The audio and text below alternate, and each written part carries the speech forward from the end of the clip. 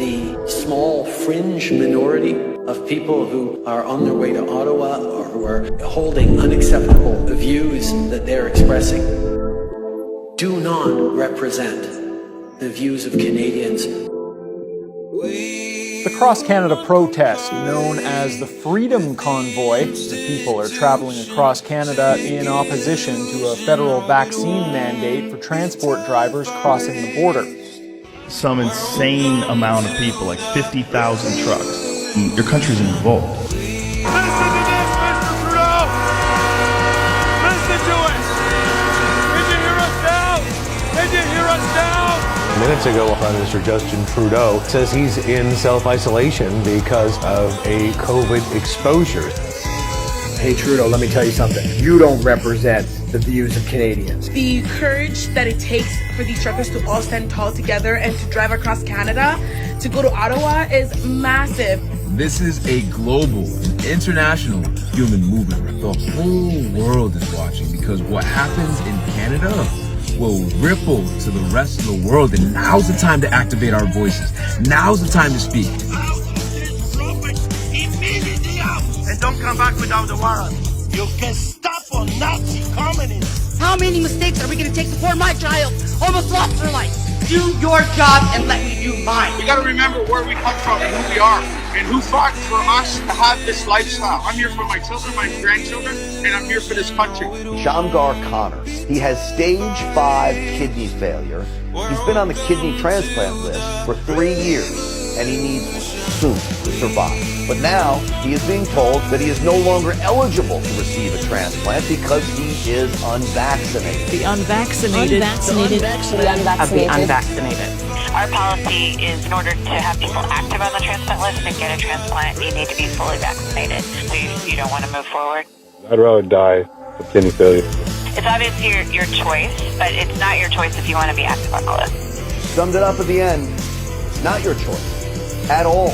It's time to start blaming the unvaccinated folks, not the regular folks. This is becoming a pandemic of the unvaccinated. From now on, we will end the compulsory use of COVID status certification in England. The government will no longer mandate the wearing of face masks anywhere. To the hundreds of thousands of people showing up for Freedom Convoy 2022, I've got a simple message for you. You're not a small fringe minority.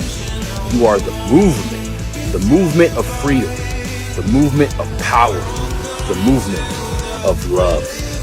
The Constitution of the United States has been violated. Booster shots work.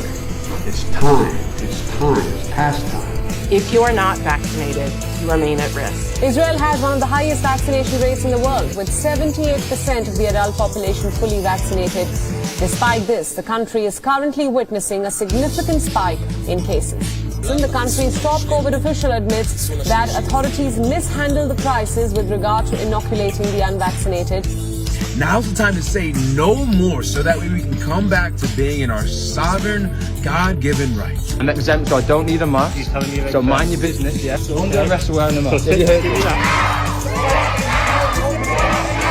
These are laws. These are not constitutional laws on any human being. You either know what charge you're going to be filing or there is no charge. You guys are awful. Awful, turning on your own citizens.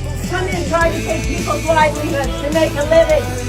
Get the f*** out and don't come back.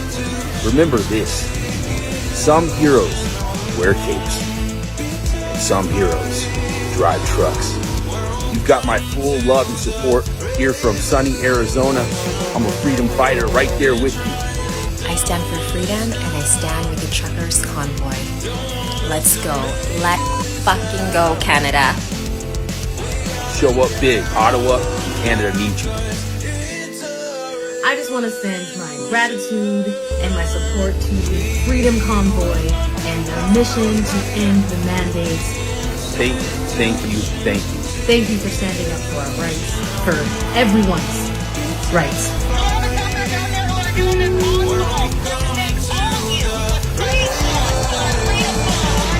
I gotta say, I have never been more proud to be Canadian.